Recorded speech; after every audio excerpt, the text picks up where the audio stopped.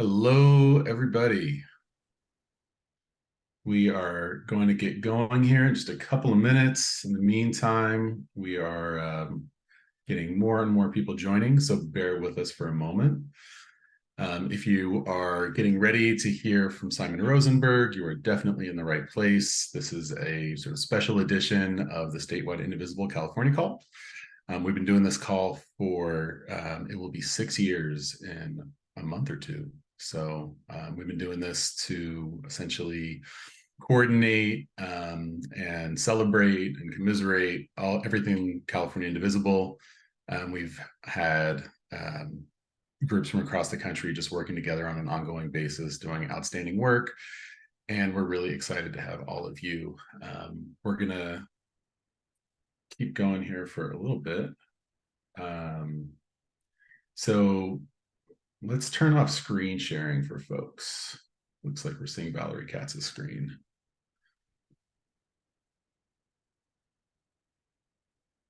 Change this to host only for now. So welcome everyone. I want to just request a couple of things from folks. So the first one is, we love it when people have their video on. It just makes for a more engaging experience. We love people putting questions in the chat. Please put questions in the chat. We're going to be deciding which questions to pull out of there over time. So we're not going to just sort of do a first person in gets to go. So if you see a question in the chat that you like, I strongly recommend that you give it a little emoji on top of it so that we know that lots of other people are interested in hearing that particular question. So it'll be kind of our voting system as we go through it. Always great to have people say hi and where they're coming in from. If you're in an Indivisible group, we'd love to know which Indivisible group you are representing tonight. And always stay on mute. We're not doing this as a webinar because we don't like the webinar format as much. So actually, I don't think we've made it so you can unmute, but if you were to try to press the mute button, you'd be definitely not doing the right thing. So I do want to get a couple of thank yous out. So I'm going to read off of this wonderful list. So thank you to everyone who's part of California Indivisible, Swing Left National, Invisible Marin, Invisible 49, Indivisible OC 49, Swing Left South Orange County. A huge and particular thank you to David Slingluff. David is the guy who made all of this happen. He really got it going from the beginning. And with an amazing team of Lori Friedman, Susan Morgan, yours truly, also Danessa Tillis of Indivisible National, who's just been like a stalwart in all the work that we've been doing in California for many, many years now. Also the Democratic Women of South Orange County, and Robert Hubble, who you probably know from Substack. So for those of you who came a little bit later, welcome. You are now on a very special edition of the California Statewide Indivisible call. You're in good company. This call has helped spur a lot of action across our state in particular that has swung seats in the House. We've had all kinds of wonderful work that's come out of what I sometimes call the resistance class of 16, doing things starting with, spending every Tuesday outside of Darrell Iss's office and scaring him off from the 2018 elections, to flipping, I believe it was 7 seats in the 2018 election, and just continuing to do that work ever since. So tonight, we have the really wonderful opportunity to hear from Simon Rosenberg. Simon, I haven't actually ever had the chance to say this to Simon, but Simon kept me sane during the last election cycle, where I kept reading the polls and going, I don't think the polls are saying what they're saying it's saying. Like, this doesn't feel right. Like, it doesn't seem like this is all adding up. And Simon was one of the only voices out there who was saying, yeah, it doesn't add up because it doesn't add up. Like, the math isn't mathing. And we actually are seeing something very different going on than what the media is reporting. And I really appreciate him being this strident, bold voice in the midst of all that. It really kept me whole through a very tense process throughout that election cycle. And so very, very excited to have him here. So for those of you who don't know, Simon Rosenberg is a highly regarded political strategist and commentator. He's over 30 years of experience in national politics and also television news. He has built a new home for his political analysis, commentary, and live political discussions at Hopium Chronicles. an engaging new project on the Substack media platform. It is absolutely essential reading. I read it every single time it comes out. I attend some of the webinars, and I'm just absolutely honored and thrilled that Simon Rosenberg has joined us tonight. So thanks, Simon. Aaron, thank you, and Susan, and everybody. Just thanks for the opportunity to be here with all of you. My wife's family is all from the Bay Area and the West Coast, and so I'm an honorary Californian, and in my heart anyway, maybe not physically, but I am coming to you from Washington, D.C. right now. And I want to just begin by saying thank you to all of you. I mean, not just the leaders of this call tonight, but all of you who've chosen to do the work that's required to make sure our democracy doesn't slip away. It's my belief, one of the reasons I do as many of these talks as I can is that I really think the superpower of the Democratic Party now is hundreds of thousands, millions of Americans who've just decided that they're going to do everything they can and spend as much time as they can in their busy lives to make the country better and to fight MAGA. And so all of you and all your other compatriots all across the country have turned our party into, I think we have the strongest grassroots muscles that we've ever had. And it's one of the reasons we keep performing much better than everybody thinks we will. And so I just want to begin just by saying thank you for being proud patriots and people who love your country and are willing to go fight for it. It's really important. I always, as we think about 2024, I want to begin in 2022 because what happened in 2022 and understanding what happened and why a red wave didn't come is really critical to understanding where we are now. And in 2022, I wrote a memo. It's kind of amazing. Just at this time in 2021, so 2 years ago, in late October, where I said, I think this is going to be a close competitive election, not a red wave, because the Republicans did something that you don't do politically. They had just lost the 2018 and 2020 elections. And usually when a party has a politics that doesn't work, they run away from that politics. And the Republicans actually ran towards MAGA. And there really had been a proven anti-MAGA majority in the country in 2018 and 2020. And so I argued that because they had made that strategic choice to run towards MAGA, that we were probably going to be able to keep the election close and that Joe Biden would have a strong case for his, had done a good job. We had passed all these bills and things were going to be better in the country. And then the third piece of it was that all of you and the heightened ability we had to push turnout, to the upper end of what's possible because of this exploding grassroots around the country. And that's really what happened in 2022. It's kind of remarkable how, prescient or just lucky I was in writing this. Thank God it turned out that way. But I just want to make sure people understand the scale of the victory that we had in 2022, because I know many of you in California didn't feel that. And so there were really, in my mind, there were two elections in 2022. There was a bluer election inside the battleground and a redder election outside the battleground. Outside the battleground states felt a little bit more like a traditional midterm, as you know, in California, and as we also saw in New York and Florida and Texas, other big states. But inside the battleground, and which has an enormous overlap with where the battleground is going to be in 2024, we actually, despite low Biden approval and high inflation, we actually gained ground over 2020 in Arizona, Colorado, Georgia, Minnesota, Michigan, New Hampshire, and Pennsylvania. We got to 59% in Colorado, 57% in Pennsylvania, 55% in Michigan, 54% in New Hampshire. Those results would be amazing in a really good year. And we had those results in what was, a midterm election, outside the battleground. And so the performance of the Democratic Party inside the battleground states, where, as you all know, that we gained a U.S. Senate seat, we flipped 4 state legislative chambers, we picked up 2 governorships. I think it was the first time an incumbent president had not lost state legislative chambers since 1934 or something. I mean, there were all these statistics thrown around. It was a remarkable performance. We won the election, nationally, even though it doesn't feel that way in California. And to me, the reason why is that because of the huge amounts of money our candidates raised, that many of you helped raise, the remote phone calling and texting and postcarding and all that stuff that allows people from outside these states now to contribute to the victories, we built these unprecedentedly large and muscular campaigns where we were able to control the information environment and push turnout to the upper end of what's possible. I mean, part of what Tom Bonnier and I saw in the early vote every day was, we expected the early vote to be below 2020 and 2018, and it was actually higher in these battleground in virtually every state in the country. It was higher than 2018 and 2020 elections we did much better in. And that was an evidence of the grassroots capacity to shape and turn, and make these elections better, than we want, than we thought they could be. And so amazing performance. But the admonition, and the thing that you all know very well, is that outside the battleground, right, we didn't do as well. We stumbled, and we lost seats in California, we lost seats in New York, we lost further ground in both Texas and Florida, these very large states in the country. And it's one of the reasons why the national results, you can't really look at the national results in the way that Aaron pointed out, that polling was not accurate in describing what was happening in the election.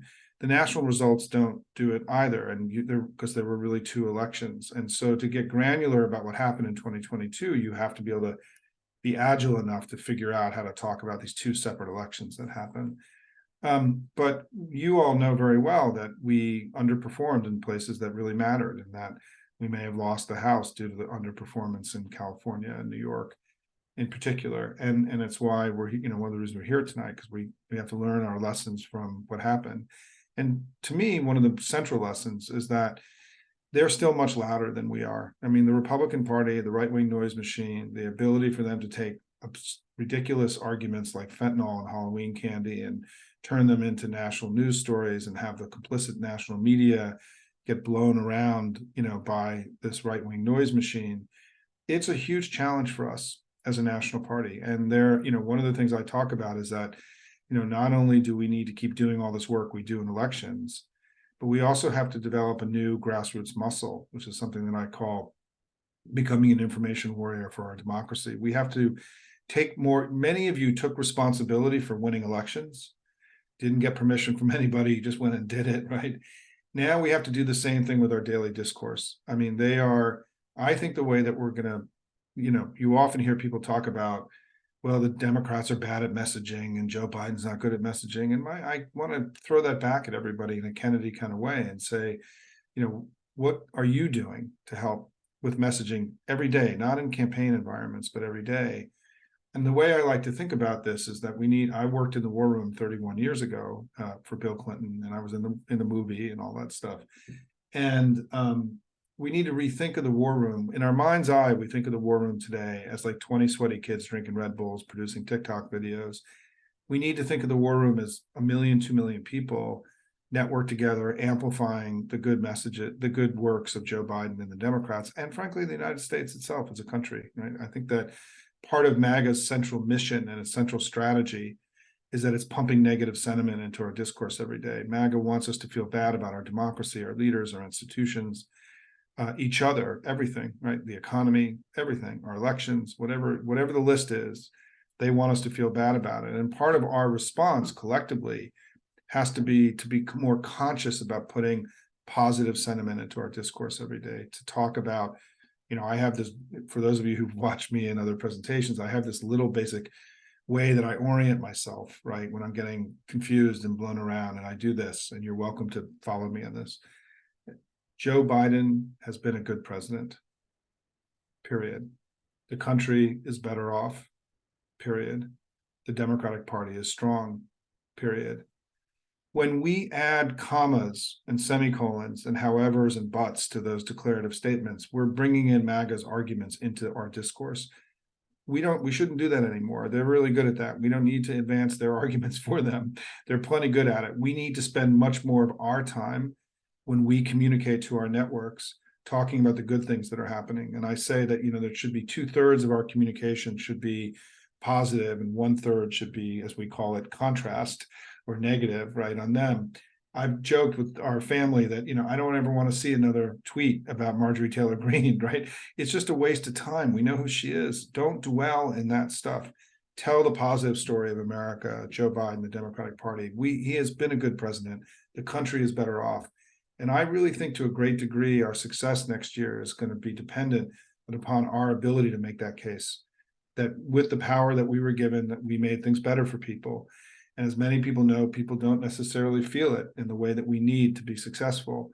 I think we, all of us, the 2 million people in the war room every day, can make a big difference. And I'll give you an example of that. In my Hopium community, and we have chats and discussions. And the other day, one of our members said, I was at a dinner with 3 friends, and my 3 friends started talking about how Biden's old and he sucks and blah, blah, blah. And these are Democrats. And she said, I took all your stuff, Simon, that you've given me, and I used it in dinner. And by the end of the dinner, they were on board and they believed Joe Biden had done a good job. Well, think about if 1 million people are doing that every day, right? Or 2 million people are doing that every day. Tucker Carlson in his heyday reached 3 million people a night. If we have 1 million people reaching 10 people a day, that's 10 million people, right? I think we have more agency and power in the communication space than we understand. And I'm giving all of you permission based on my bulldog Tug, who you see here over my shoulder. I'm giving you all permission to become information warriors for your democracy. As we look forward to next year, I feel good about where we are, and I'd much rather be us than them. This is my final point I'll make, is that I think the polling is fine. I don't think people should be freaking out about it, because we have what I call asymmetrical engagement. Right now, the Republican Party and their coalitions engaged. They're having an election, they're having a primary, there are television ads running, and their leader is being challenged and may end up being jailed. And so if you're a marginal Republican voter, you have a reason to be engaged right now. Our marginal voters have no reason to be engaged. There's no election. And so I'm not surprised that what we're seeing, the election being close right now. My view is that what's likely to happen is that when it's clear that it's Trump and Biden, which let's say that's February, March of next year, I think we'll pick up 3 or 4 points. Our coalition will start coming home, right? They'll start cohering and coming back from the wandering that they're doing right now, because they're not paying attention to politics, thank God, right? I mean, let everybody go have coach Little League and cook dinner with their families. I mean, they can do politics next year. And so I'm not worried about the polling, and I'm not worried about the polling for a second. So if we win the election by 6, 7, 8, 9, 10 points next year, which I think is possible, the polling would look exactly the way it looks right now, because of this issue of asymmetrical engagement and people in our coalition not being engaged. But the second reason I feel really good about next year is what's happening in actual elections. As Aaron mentioned, part of the reason Tom Bonnier and I got the election right in 2022 is we were looking at the special elections that were happening in 2022, where we were overperforming our 2020 numbers. We looked at voter registration numbers, where we saw a huge spike after Dobbs towards the Democrats. We looked at fundraising numbers, where again there was an enormous spike for Democratic candidates in 2022, and then the early vote was also very Democratic. And so these other measures of intensity and engagement were all pointing in our direction, not in their direction, and that's what happened in the election of the battlegrounds. This year we've had 27 special elections for the Senate and House in various states across the country. And we've averaged 8 points better than we did in those districts in 2020. Just in New Hampshire a few weeks ago, it was a district Trump had won twice, and we won by 12 points, which is almost an unbelievable outcome, right, in a Republican retirement district, right? So it had been a Republican legislator in New Hampshire. We've been averaging about 8 points above 2020. 538 just released an analysis where they added more elections, mayor's races, and other things. And we're running 10 points this year above the partisan lean. That's similar to the kind of numbers we saw in 2022. And I think we're basically still living in this same election environment where heightened Democratic performance, fear of MAGA, which has been the driving issue of our politics since 2018, and that we continue to do really well. So similarly to 2022, by using these other measures, and by the way, our fundraising is going unbelievably well. For Biden has got a big cash on hand advantage. The Senate is raising tons of money. The House races are raising money. So that indication of the intensity, because I get asked by reporters all the time, don't you think that there's going to be a drop off intensity with Biden? And I'm like, no, the intensity that we have is structural as Democrats. It's showing up again and again, whether it's in Jacksonville's mayor's race or in the Wisconsin Supreme Court race or in the Ohio Vote No initiative, or in all these specials that I was talking about. There is a basic dynamic right now that post Dobbs, we have heightened intensity and they don't. And that's continued through this election. So I feel really good about it. The third thing I feel really good about heading into 2024 is that Joe Biden's been a good president. And I think we're going to have a very powerful case to make. And as I said in this Ron Brownstein CNN article this week, I was quoted saying that, I think we have to recognize that Biden's age has been a central cause of his success. He's succeeding not in spite of his age, but because of the wisdom and experience that he's brought to the office, the most experienced man to ever be president in our history. And so we're going to have a very strong case for reelection. And what do they have, right? They have, since 2020, they have insurrection. They have an attempt to end a party-wide effort involving hundreds of Republicans to end to overturn an election, end American democracy. We now have had 4 of those co-conspirators plead guilty. For those of you who are lawyers, right, and I'm not, but that in a conspiracy, when people in the conspiracy start pleading guilty, it makes it much more likely that everyone else in the conspiracy is either going to get indicted and convicted.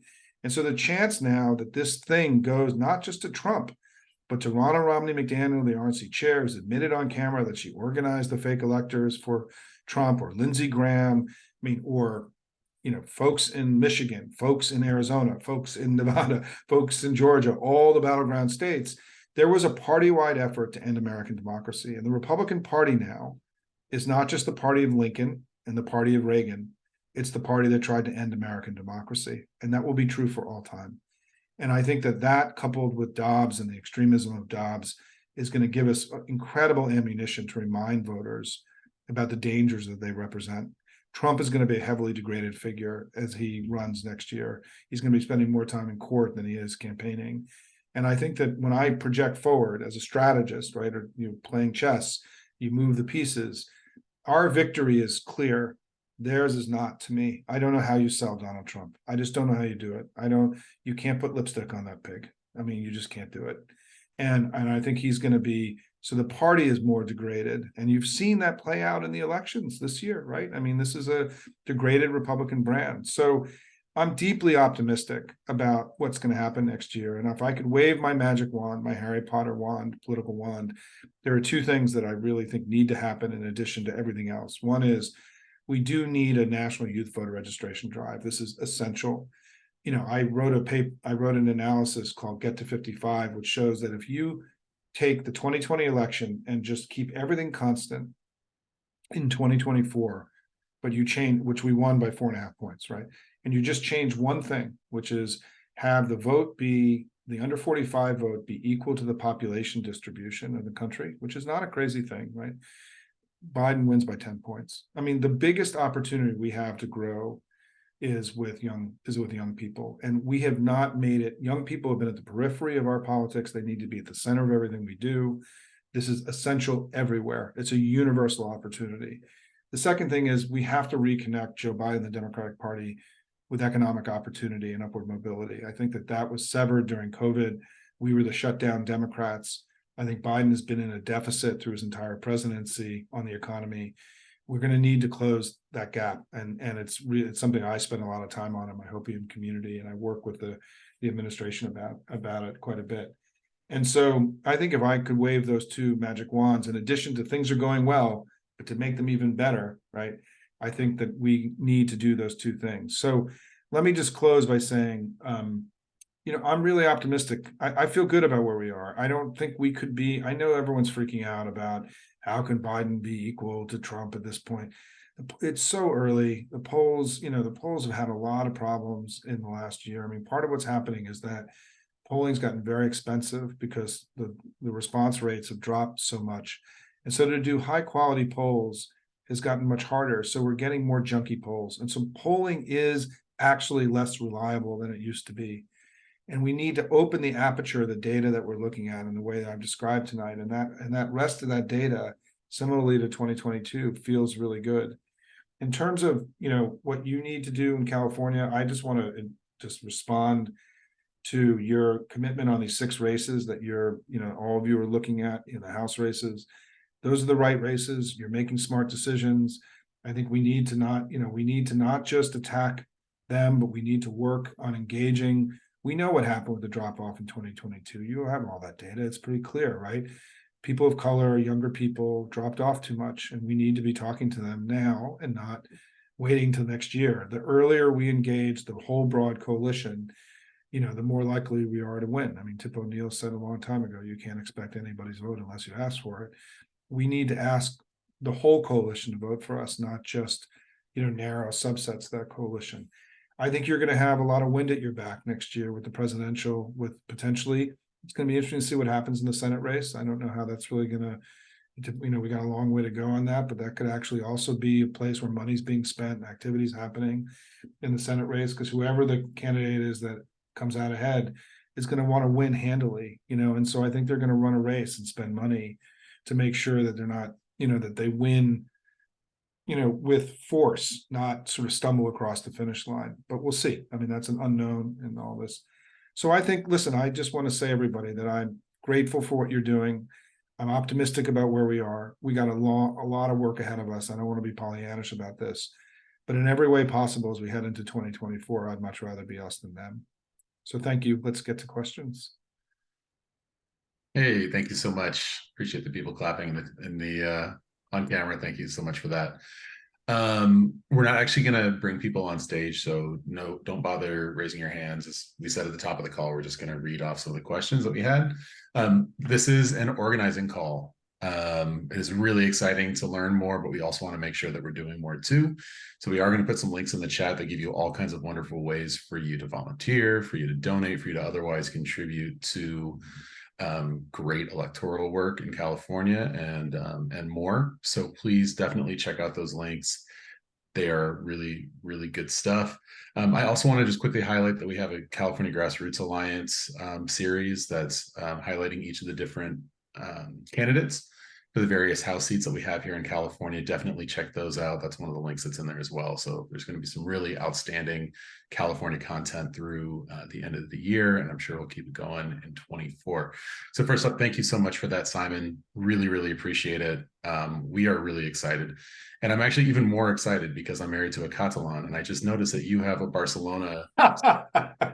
So I do have a Barca scarf behind me, and we can talk about that after. I'm a Barca fan and have been for many, many years. So I rotate my scarves through my chair, and but Barca's my home base.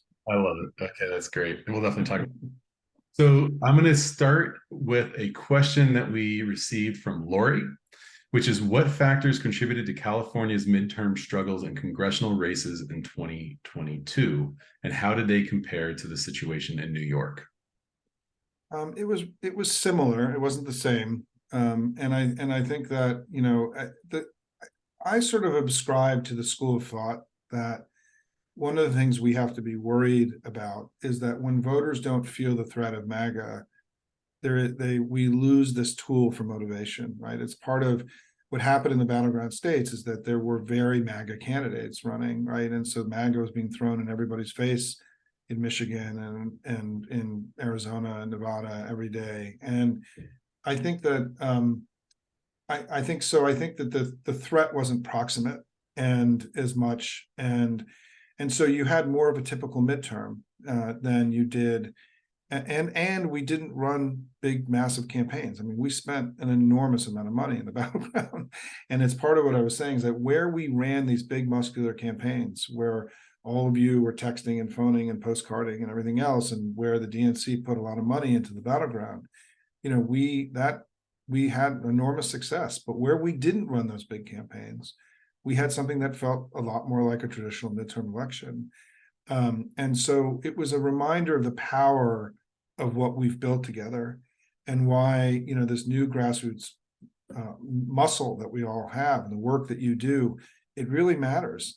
And part of it is you've got to put a little bit more of your attention in California, right? I mean, I think there are a lot of Californians that are calling into Pennsylvania and exporting your labor and your money into other places. And my advice is, this time you should start with California and then build out afterwards, because we need to win. You could make the difference between us being winning or losing the House in 2024. And that's an important assignment for all of you, right? Because look, let's be honest, the Senate is a jump ball. The Senate is at best a jump ball. It's probably a little bit more likely that we lose the Senate than keep it. So if that happens, we have to win the House. Winning the House is an urgent national priority for the Democratic Party. And you have the ability through those 6 races to make more of a contribution than any other state in the country. And so it really matters what you're going to do. And I want to say to everybody in the call is don't wait. I mean, this work needs to start happening now. We have a lot of voters that haven't heard from us. We need to be engaging smartly, with strategy and with focus. But we need to do the work now. The election's a year away, and that's soon. And the stakes are really high in California. I mean, you guys are actually at the center. You're not at the end. Sometimes in California, right?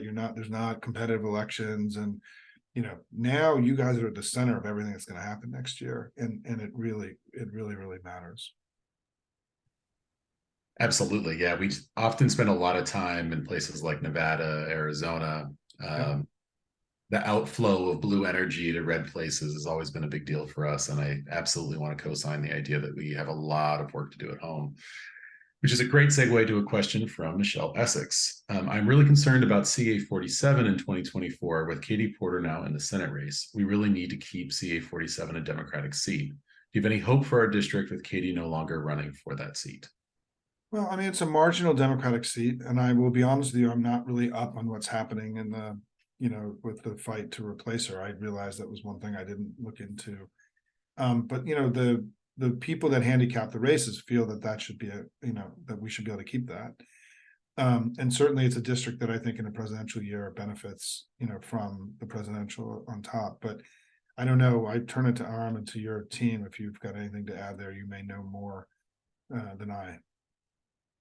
My short take is, from a volunteer grassroots organizing perspective, do something.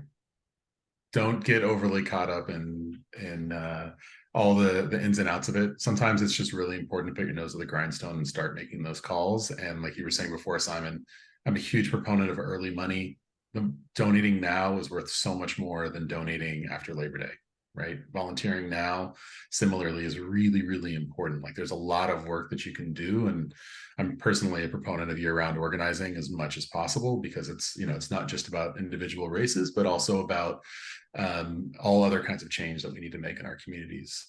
Let me talk about that for a second, because it's a really important point from terms of learning about what's happened in other places, right? I know everything is awesome in California, right? But part of what happened in the reason that Arizona and Georgia have just recently flipped and become more democratic is they did have year-round organizing, right? I mean, there were people on the ground in those states who a decade ago made a decision to make their state, to change the electorate, to make the state bluer.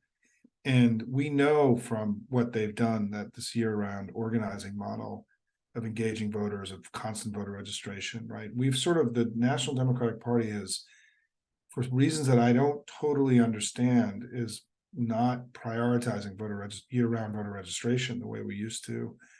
And it's a problem. And in those districts, where you're operating, it's something there needs to be, to me, I think voter reg now, particularly with younger people, creating youth-based voter reg campaigns. And there's a woman named Laura Brill, who many of you may know, who I feature on my Hopium site quite a bit, who's created a really powerful model for high school programs that can register high school kids that can be easily adopted in every community across California. I mean, she's got a high school registration in a box. It's very simple. It's, we all know ambitious kids in high schools that want to, for their resume, right? They want to do this kind of stuff. And I think we've got to really, really attack the voter reg piece. It's really important. And it's been underinvested in for reasons, again, that I don't totally understand. And I've become kind of a militant about the voter reg thing, and in terms of as a strategy that we got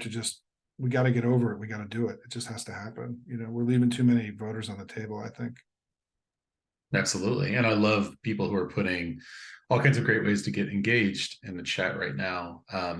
Also in California, I'm sure most of us on this call know, but we can actually register kids to vote when they are 16 and 17 years old.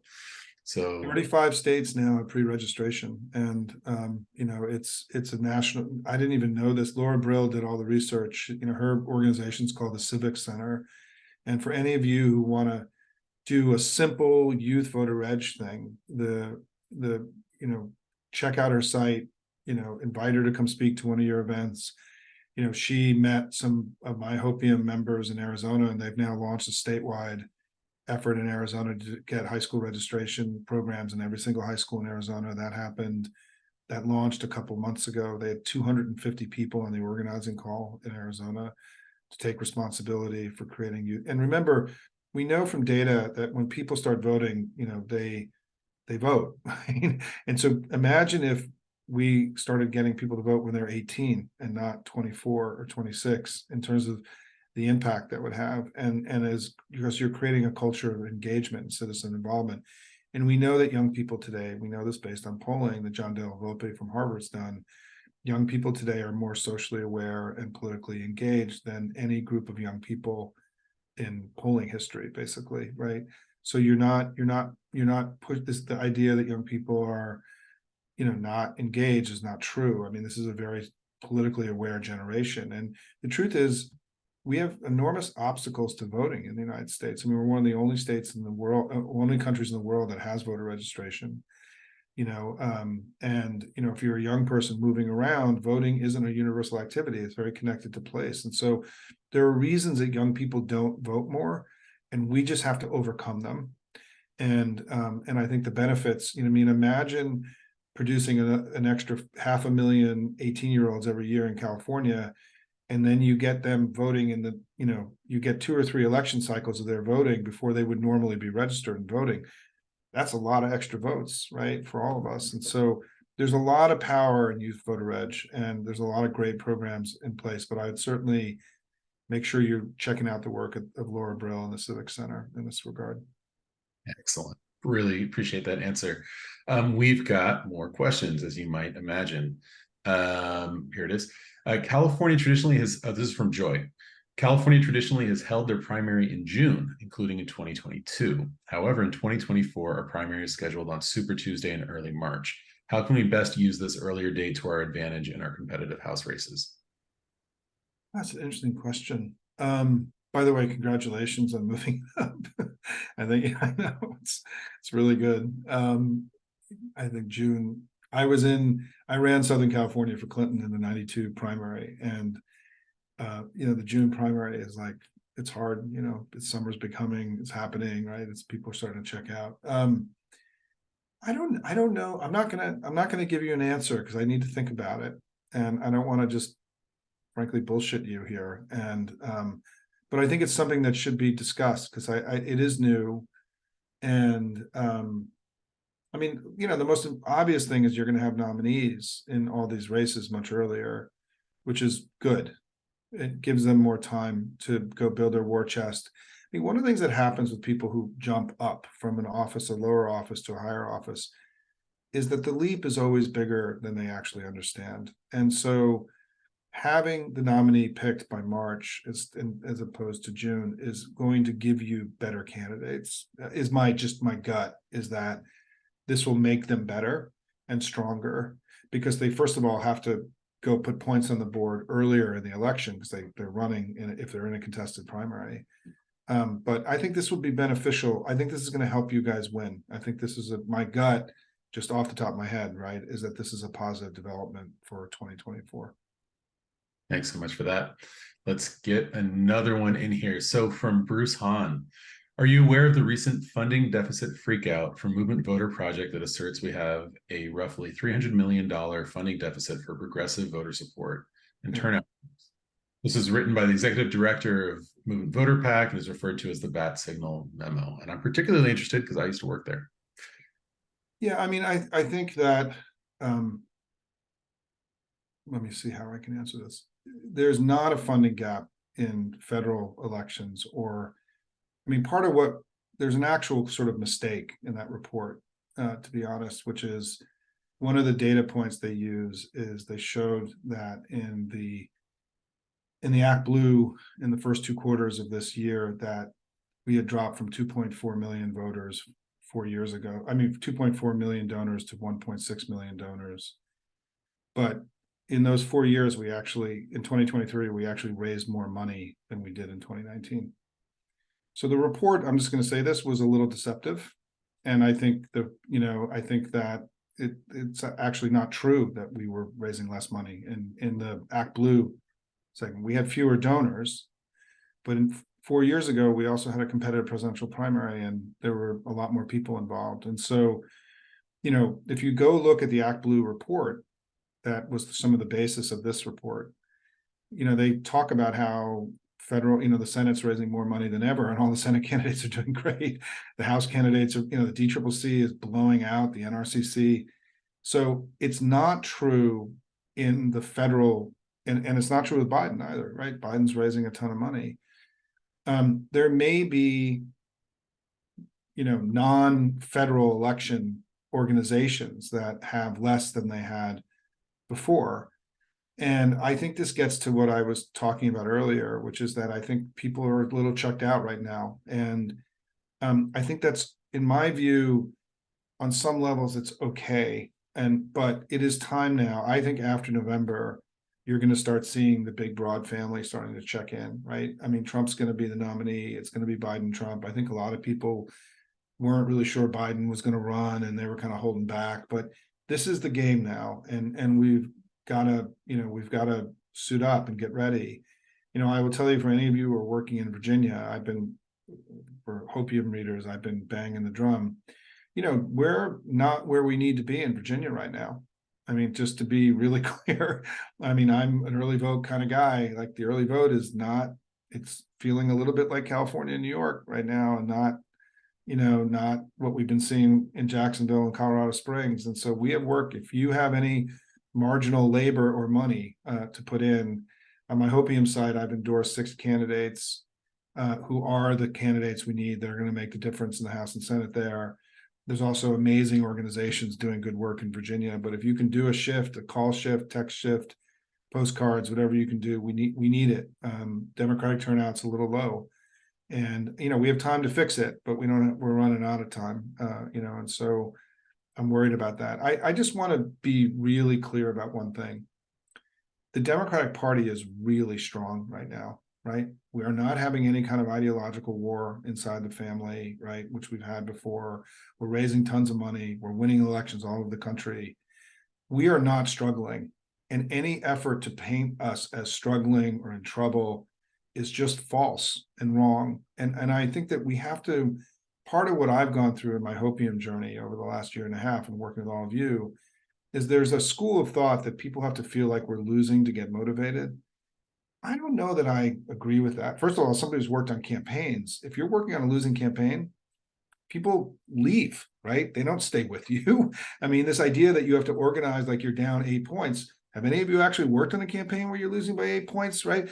Everyone leaves, right? You don't have no volunteers, and it's a losing thing. People walk away from it. I think we have to, my own view is that we're going to be more successful in this grassroots movement if people feel like they're joining something that's winning and is successful and is powerful and strong and is not weak and divided and losing and struggling, right? And this is a huge conversation that has to happen inside the family. And I think there's a huge difference between people who grew up in electoral politics like me, where you have to say, hey, we've come a long way, but we got a long way to go, versus people who grew up in the advocacy world, where basically you're trained to always be dissatisfied with the outcome so you can continue to move the ball down the playing field, right? I think there's too much negativity, in my view, built into our daily discourse as Democrats, and it's holding us back. And part of what I'm trying to do is to, right now, I mean, I was on Lawrence O'Donnell's show the other day. I mean, and I got quoted, and it was all over the internet. I was like, Democrats are kicking ass, right? I was in the national DNC video. We got to take the wins when they come, right? I'm not being Pollyannish, right? We're winning all over the country. And we've got to shake some of the fear, uncertainty, doubt that's in our family, because I think it's unattractive. I think it causes us, I don't think people actually want to go work on things that are losing. They want to be part of things that are winning. And we've got to rethink the way that we do this, in my view, as we go forward. But this is an important discussion that needs to happen in the family. Absolutely. And I just want to underscore one thing that you were talking about with Virginia. They need help like now, yesterday. And one of the things that they really need help with is it turns out that they changed mail-in voting there. And there's an enormous problem with people who are incorrectly mailing in their ballots. Luckily, the people who have already done this are getting them back, and there's enough time for them to correct their ballots and get them back in. But there is going to be the mother of all ballot chases after Election Day. And so they really need help. I was talking to a colleague, Louisa, who's working part of a statewide org in Virginia. This is just an enormous deal. If you're just hearing about it now, get involved. If you already heard about it, you know how important this is. So please. Yeah, I won't add to it. I mean, Virginia we need to take some of that blue energy you were describing and put it into Virginia right now. I mean, they need a little bit of help. Absolutely. So let me get another question in here. Terry Rodriguez asks, in your opinion, what would be the key wedge issues for those Democrats running for office in a red area in order to turn the election our way? Well, I think so. First of all, it's not easy, right? And we have to recognize that. But I think, look, Biden is making a big play here to all these big investments that we're making in the three big bills that he passed are, I think that in the IRA investments, or it was either the infrastructure bill or the IRA, the majority of the investments that have been announced are in parts of the country that are below average college education level, right? And we know that red areas of the country are getting an enormous amount of the investment that we're making. And I think there's a little bit of an FDR understanding in Biden's head around this stuff, right? Where if we invest in places that feel left behind, if we go in and challenge and talk about the things that we've done that will benefit economically these communities, and that Joe Biden's the president of the whole country. He's not just the president of blue states and blue areas, unlike the way they do their politics. Our hope, and we don't know, that this is going to create openings with voters that were not available to us before. I also think that there is going to be, if Trump's the nominee, I have, in my memo called Get to 55, I identified 4 areas of opportunity for us to grow our coalition. One is young people. Second is we have to win back a little bit of the Hispanic vote that we've lost. I think it's been exaggerated, but certainly I think with Hispanic men, we're not where we want to be.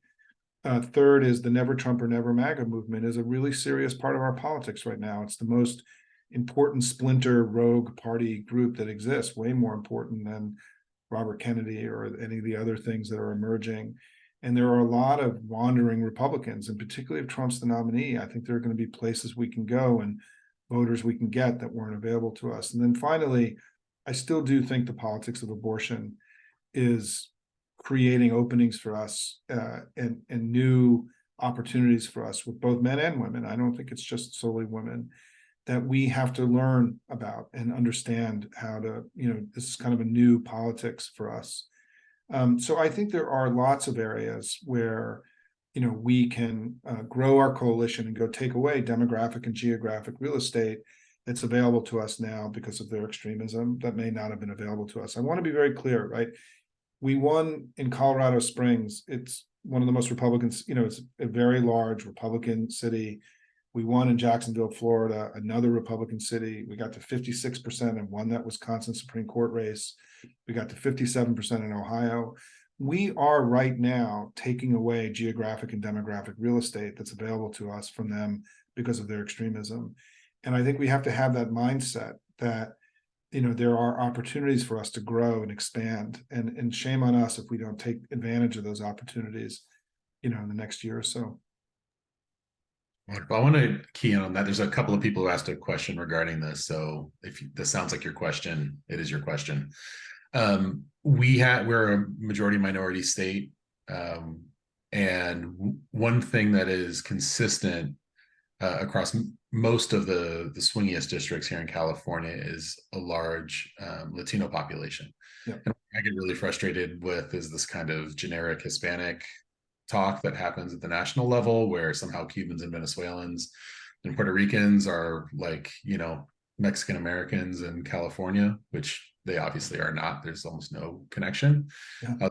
The language. And I was just wondering if you could speak a little bit to how you see that that demographic here in California playing out. If you have any insight into that. Yeah, I mean, I'm going to do this quick for time reasons. So in 2002, Bob Menendez, Senator Menendez, who's now in the news quite a bit, and I did the first bilingual poll ever done by a Democratic organization in 2002. And then I did the first Spanish language ads in 2002 with Ken Salazar in Colorado. That was ever first Spanish language ads ever done by Democrats. And I helped invent the whole modern approach towards the Hispanic vote where, and yes, Aram, I know the difference between, Cuban Americans and Colombians and Venezuelans and the large Mexican American part of the United States, what I call the Mexican American part. And what people have to realize is that our Hispanic strategy nationally has been the most successful strategy in the Democratic Party over the last 25 years. And I'll give you some data on this. And this is one of those areas, again, where sort of the negativity is not accurate, given what's happened. In 2004, Bush, our net margin with Hispanic voters nationally, meaning how many more votes we won than Republicans, was 700,000. In 2020, it was probably about 5 million, right? Because of the population growth of the country. And in 2020, Joe Biden won Arizona, Colorado, Nevada, New Mexico. He was the first Democrat to win those 4 states together since 1940. The Southwest is more Democratic today than it's been since the 1940s and 1950s. Arizona we may actually flip the legislative chambers in Arizona, in addition to having 2 or 1.5 senators, whatever is going on with Sinema, and then the governorship. So all those states, the trend, like in California, you guys came first, right? The trend is that even if we're getting, the way I describe this is that if we're getting 63% of the Hispanic vote instead of 65%, but the population's grown, we're actually netting more votes, right? And that's what's happening. And so the party that's that's starting to lose ground with Hispanics is the Republican Party. It's not the Democratic Party. This is complete red wavy kind of bullshit that's in our discourse. I mean, there's no way to look at the map of the country. I mean, the Southwest is now, in 2004, since 2004, we've flipped 6 states since he won the popular vote and won the electoral college vote. And it's Virginia and Georgia on the east, and then the 4 Southwestern states. So it's like anything though, Aaron, like, you can't score unless you shoot. You can't get somebody to vote for you unless you ask. I still think in the Democratic Party, the Hispanic thing is still kind of secondary. It's hard. There's language and culture issues, right? Do you have strong cultural ambassadors? Do you, and it's like young people. I mean, if Hispanics if they aren't at the center of everything we do, then we should, we're not going to earn their vote, but this idea that there's been some kind of huge march to the Republican Party is not true. It is, and we shouldn't allow that to spook us, but we have lost some ground that we need to go get back. And I think we can, but we have to engage frontally and make it, a major priority. And it also requires, older white consultants and political folks letting go a little bit of control over the way campaigns are run. It's another big piece of it, I think, is that this is, I think speaking to young people, speaking to Hispanics, speaking to, Asians and so on, these are new things. And the important thing is that our campaigns now have so much money. We're living in a time of abundance, right? House races have 2 to 3 times the amount of money they had a decade ago. There's no excuse any longer for not reaching the people on the fringes of our coalition, or, the people that are seen as being on the fringes of our coalition that are actually the center of our coalition, right? Like young people and Hispanics. And this whole notion in the past was, well, we didn't have enough money and we had to stick with prime voters. Those excuses are gone now. We have plenty of money. We're in a time of abundance as Democrats, not a time of scarcity, and we need to act like it. And that means going on offense, expanding the coalition, going and trying to win everywhere, right? Not playing it safe. And then we've got to have a different attitude, I think, as we go forward in that. Yeah, absolutely. Any of us who organized in California understand the importance of reaching out to non-white constituencies in particular. I mean, CA 45 is going to swing on the Vietnamese American vote almost certainly, for example. And a lot of us have, tried to see how we can authentically engage in that work. I want to get another question in here from Susan Morgan from our organizing team. Susan. Approvals, Biden's approval ratings in California are consistently over 50%. Although he won all of our six most competitive House districts in 2020, most of these districts elected a Republican to the House that year and again in 2022. This year, some of our candidates' messaging ties their Republican incumbent opponent to Kevin McCarthy more often than Trump. How do you view that strategy? How aggressively should our House candidates connect themselves to Biden? Oh, yeah. That's quite a question, Susan. I'm very hands-off on those kinds of questions. However, let me make an observation. I think, as I said earlier, as somebody who's been doing this for over 30 years, we have more ammunition to push to argue that the Republican Party is out of the mainstream than we've ever had. And that's going to be true in all these races, right? I mean, the votes they've taken, the people they convert with, the things that they do, the ability for them to create distance from themselves with the crazy Republican Party, it doesn't exist. They're all part of it.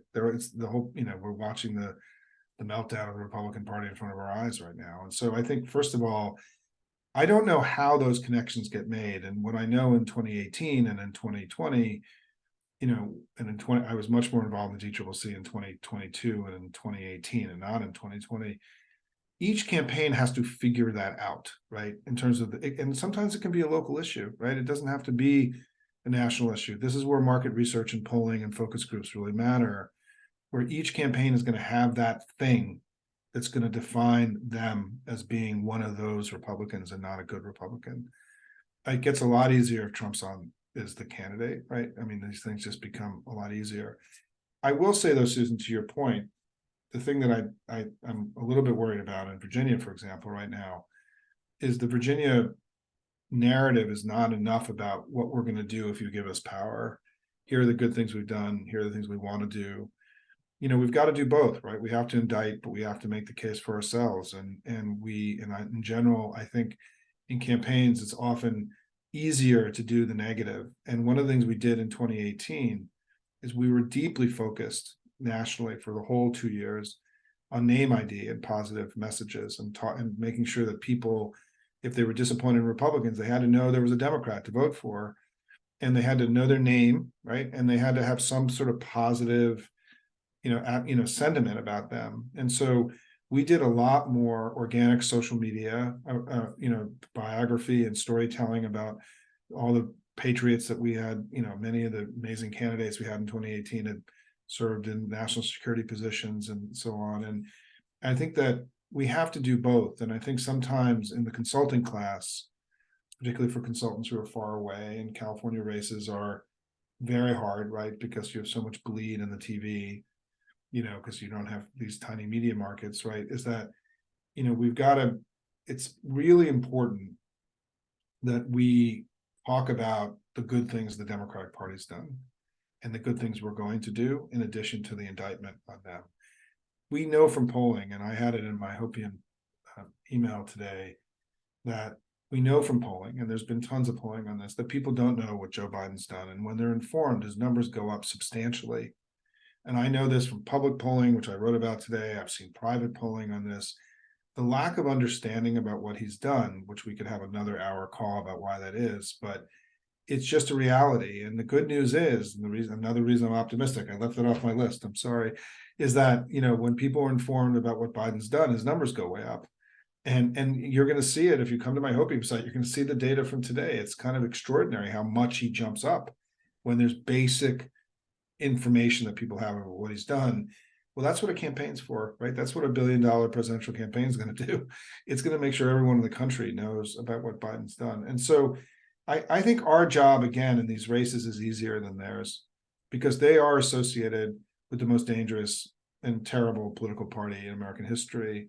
And, Pete, there's a deep understanding in the electorate that something's gone wrong with the Republican Party. People know this. It's not news, right?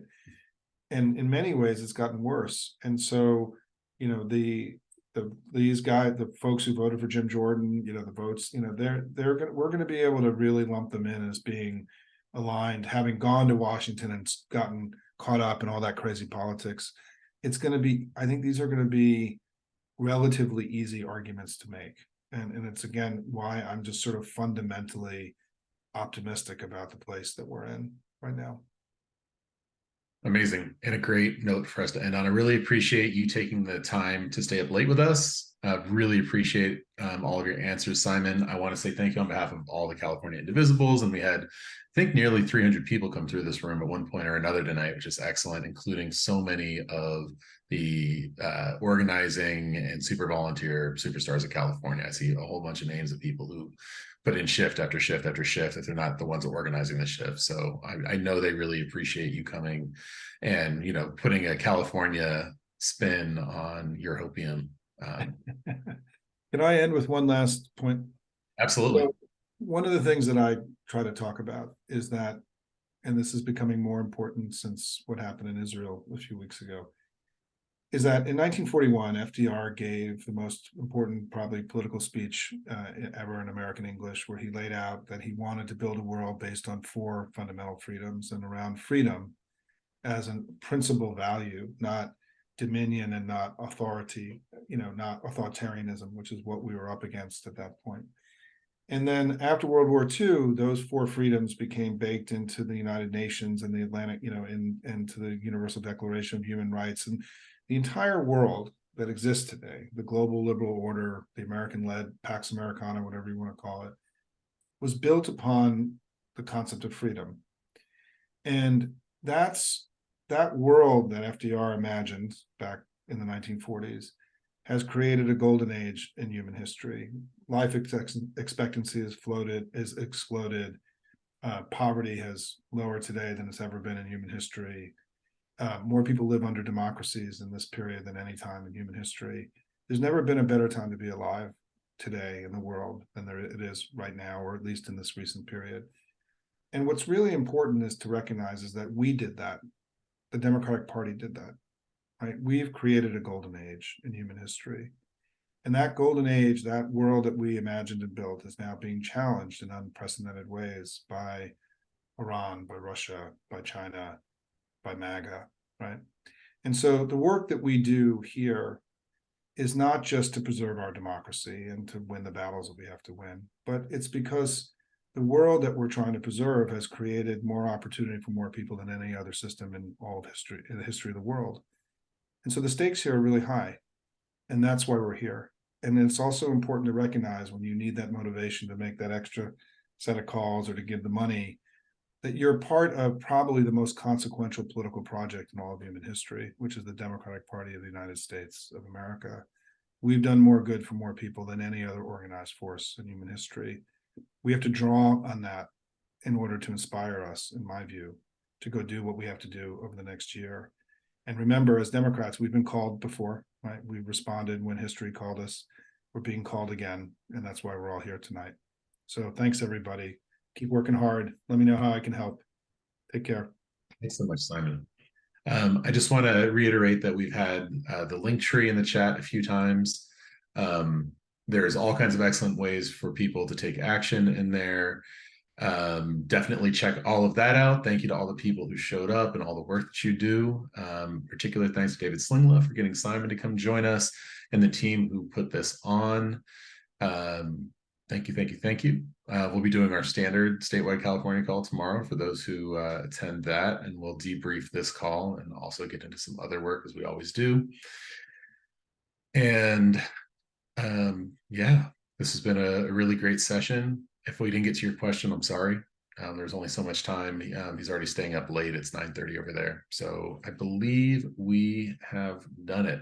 So thank you very, very much. And we will see you soon. Oh, one final thing. We are going to send out a recording. So we're going to put this up on YouTube. It's got to download and do its thing, and then we got to upload it. So expect an email tomorrow thanking you for attending and sharing that YouTube link. Thanks, everybody.